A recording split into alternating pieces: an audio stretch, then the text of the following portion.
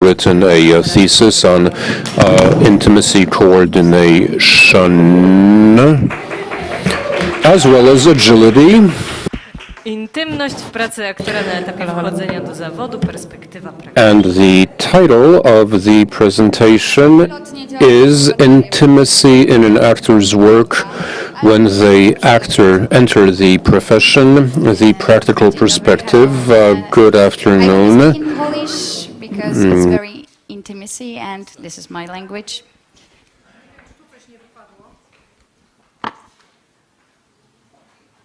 Działa. Okay.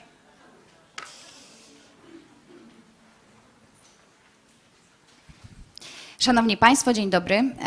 Pozwolę sobie na wstępie przedstawić. Ladies and gentlemen, good afternoon. Allow me to introduce myself just to explain where I'm coming from at this conference. My name is Adrianna Malecka, and I'm an actress, an actor, or at least finally I can call myself that. I'm also a graduate of the Theatre Academy in Warsaw.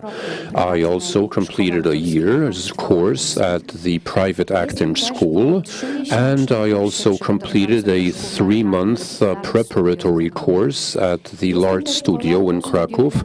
I studied 1 year at the acting department of the Łódź Film School. For many years, I've been involved in amateur theater and film projects before enrolling in drama school. I'm also a witness of change because everywhere I gained experience. I witnessed abuse. Sometimes I was a bystander, sometimes I was a victim. I know many stories that I will never tell anyone because there is no room for those stories because the persons concerned will not be allowed to speak or won't have the courage to do so. All I can do today is describe my own personal example. I was always a dreamer. I always dreamed of being an actress and did everything to become an actress. I was hazed. I underwent the hazing that was mentioned a number of times here. Actually, I was hazed twice in 2 different schools. Don't get me started. I would have a lot to say. I can name and list various types of abuse that I was subjected to. Some of them were even described in the report. I was expelled from school. I went through selection. After the first year, for no progress, and with the annotation, not a promising actor or doesn't bode well as an actress. I was bullied when I was chasing my dreams, and I never saw it as anything bad. I saw it rather as a lesson that the masters wanted to teach me. I still bow whenever I see the Dean of Studies. I was bullied verbally at work, and I treated that as a compliment, or at least tried to do so. I heard that I had the best body in my year, that I was the most feminine, but I had the wrong voice. My physical and mental boundaries were crossed, were violated, and I didn't respond. Sometimes I still don't respond out of fear, sometimes because I'm paralyzed by trauma, sometimes because it could hurt my career and my dreams. For many years, my efforts, my desire to become an actor, because we're all called children, we're called students, so we're referred to as children, not referred to as actors, so I still have a problem calling myself an actor. Over all these years, I met many people who, like me, dreamt of working in this profession and were ready to do a lot to join the industry. This determination, this resolve, this ambition can lead you upwards, but it can also drag you down gradually. The worst thing is when somebody exploits that, when they have us fight at any cost, whatever the cost, and without giving us the tools, support, without allowing us to learn from our mistakes, demanding or requiring that we be tough because that's a prerequisite. Well, yes and no. Yes, I do have the impression that what I went through gave me more resilience. but I lost my vigilance.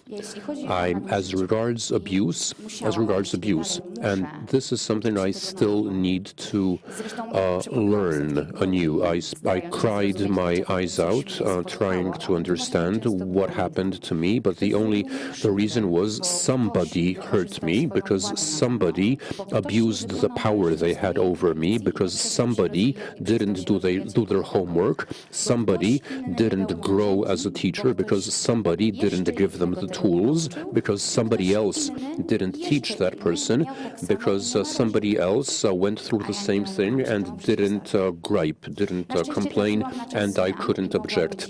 Fortunately, I was able to be part of a process of change.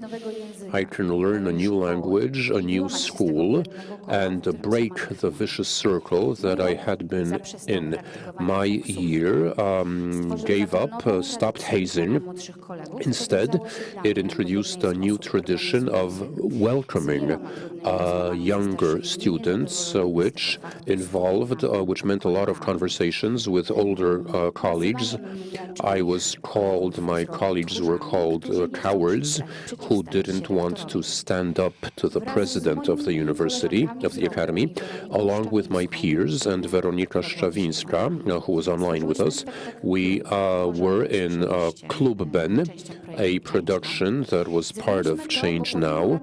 We did it because after years of hearing how tough it is for women in the profession, because there are no parts for us to play, and we just have to deal with it, we took matters in our own hands and found people who wanted to help us. Yes, discrimination in this business, not only gender discrimination, still exists, but we were able to change something fundamental in a theater school that trains actors, giving them the tools to change the world.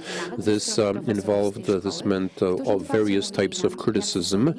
Teachers at the school told us how unhappy they were with the changes we were trying to introduce and how we were undermining years of tradition. I wrote a master's thesis on intimacy coordination from an actor's perspective. I did so because I worked with nudity in student etudes, or when I decided to be an actress as a 7-year-old, I knew that this was something that I would have to deal with because it's part of the profession, and I didn't think about my boundaries, my safety. Thanks to Change Now, I attended a workshop on intimacy coordinator with Vanessa Coffey, and I was enlightened. It opened my eyes. I knew a lot of things by experience. At the workshop, I realized that the knowledge, the know-how is out there. It's abroad. It's making its way into Poland, but young people aren't being given the tools that would allow us to work safely on scenes of that nature. Sometimes film school students aren't aware, don't know what an intimacy coordinator is. So for those who didn't attend workshops, who don't begin in a Netflix production, but acting in student films, exam pieces in schools, or private theater projects, or in the countryside, in the province, where no intimacy coordinators are present, nor is there any money. I know that this was a long introduction, but everything I said is necessary to understand the complexity, how difficult it is for actors working with intimate content, because as young actors, we have the ambition, we have the resolve, and there's also the pressure we feel that there's thousands of people waiting to take our place. So mindless, heedless of our boundaries, we need support, we need tools, we need conversation, because we won't cope with the pressure that's often self-produced, as it was in my case. Especially when our position in the profession is still unclear, which is still frail. And this is, as is the case, I'm one of these people. My last, I worked for a student production where I played Rita, a girl who wants an orgasm, who wants... we had 6 days of shooting, and every day there was an intimate scene. On the first day, there was a shot where I was faking orgasm. I was taking a shower, nude, twice. I had sex doggy style with a partner I didn't know, whom I met 10 minutes before shooting. The second day, I was losing my virginity. There was a younger colleague who was my partner. On day 3, we were having sex in a flower shop. On day 4, I was kissing 3 people at a time at a party. The 4 of us were licking each other's tongues, touching tongues. On day 5, I undressed entirely, facing a 70-year-old male actor who was fully dressed. Then I lay down in bed beside him. On day 6, a month after the shoot, there was another take of the flower shop sex scene with another actor. I know this sounds like a porn flick, but it was just a 20-minute student etude. Lack of a professional genital guard or patch on the first day, incompetent wardrobe supervisor who wanted to take my bathrobe earlier than necessary, no protection, nothing separating myself from my partner, not knowing my partner before, filming the intimate scenes last on a given day, and there was pressure. I needed to go out, leave at a certain time, so it was all a rush job. We were rushed, the change of shots and cinematography. I was being touched by crew members, too many people on set. All of this could have been avoided, just as it could have for other actors and actresses, and other trauma could have been prevented if only we'd known about how to work on scenes of intimacy. For the purposes of this presentation, I did a survey on working with intimate content by actors under 35. So I decided that this would be a good cutoff line. And I had 106 interviewees, 3 of whom were over 35, so I factored them out. Out of 103 actors whom I asked if they ever were in an intimate scene, 91.3, 94 respondents said they had participated in an intimate scene. And 1 in 2 of these, for them, that was a debut when working on an exam project or a student project. So that was their first time shooting an intimate scene or acting in an intimate scene was in an exam. 19% who took part, who acted an intimate scene, have negative memories, bad or very bad. So 1 in 5. 38% say it was so-so, moderate. None of these people worked with an intimacy coordinator. Only 5 out of the people asked had the benefit of an intimacy coordinator. This was for a TV series or a feature film.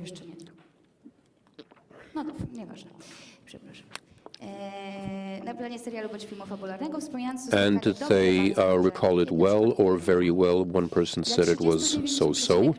For 39%, this was the only encounter with an intimate content in their work so far. Then I went on to ask people who had acted in more than one intimate scene. Mainly, this was in the theater. That accounts for 63%. In the theater, in student etudes, 56%, and in exam or diploma pieces. Working with intimate content with intimacy coordinators was something that only 17%, 10 of the people I asked, said they experienced. Most of them say it was a good experience. Some said that it was very good. The one person who said it was bad added, we spent 15 minutes talking about a kiss, but before a striptease, stripping down before the entire crew and lots of extras, asking whether only the necessary people could remain on set. My question was ignored, and none of my needs were even taken into account. Another person wrote, I didn't work with an intimacy coordinator. The director decided that a coordinator would get in the way. This was several months ago, and I believe they made a mistake. They were wrong to do so. The opinion that coordinators will get in the way is coming up in private discussions with my peers. These are actors and stage and film directors. Some people are also spreading rumors about, for instance, pheromones that are given by ICs to turn on actors. No, I don't know. Not aware of that. Where does that come from? I don't know. Maybe there's a fear of change. But maybe this new profession that's only just emerging has people with a different experience and know-how who sometimes differ, who don't agree, or who don't know the rules of this profession and don't want to learn the rules. They start off by wanting to change the rules if they have the budget to do so. No wonder courses cost a lot of money and there's a huge demand for ICs. It's different with actors. Very often, first they need experience before they work as professionals. They learn to work with the camera in student films. They do a lot of projects on spec to work on their portfolio, because if they have headshots or whatever, then they might be noticed and hired. They take anything that comes up. Sometimes they read the script, sometimes they don't. They can't count on support from coordinators in intimate scenes because there's not enough coordinators and there's not enough money. Last week on Facebook, one of the many groups for filmmakers in Poland, there was an ad looking for intimacy coordinator for my film. If you are one or know one, then let me know. This was posted by a first-year student at a private Warsaw film school. Every student of cinematography and directing has to do an erotic film, an etude that lasts several minutes and is intended to be sensual.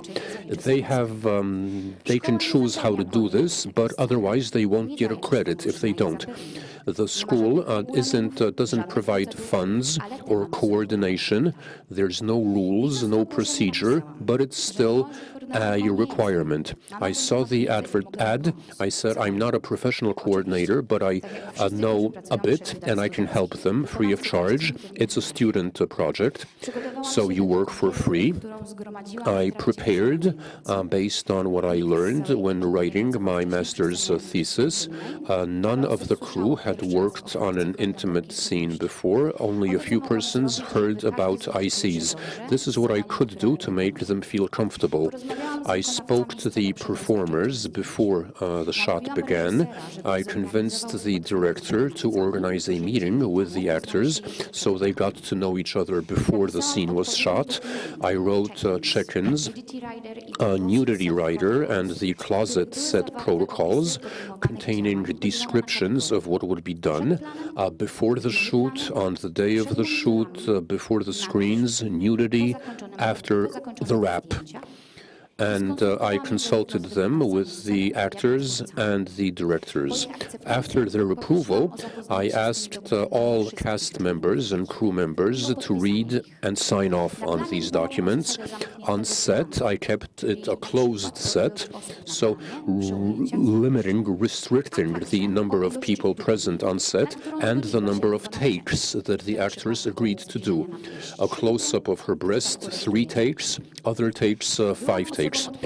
I was responsible for modesty garments, for genital guards, and for covering her with a bathrobe between shots. I looked after her mental and physical comfort on set, and I was available for other crew members. After the shoot, I got feedback from the performers and participants asking how they feel. And all that, as well as other examples, how to deal with intimate scenes, intimacy, when you can't afford an IC. So I've described that in my thesis, which I can present in my book, which I can roll out today. The book is available as a free ebook. It's especially parts 2 and 3. Okay, you can skip the first part, but it's a set of tools, concepts, and tips on how to work with intimacy as an actor, which can be useful to everybody working with intimacy on set. And I want to thank everybody who contributed: Kasia Renes, Monika Przespolewska, the school, Bernadetta from my year, who designed the cover, the editor, the layout, and my thesis supervisor, Agata Adamiecka, and Dorota Semenowicz. Here's the QR code. If you want to download it, then feel free.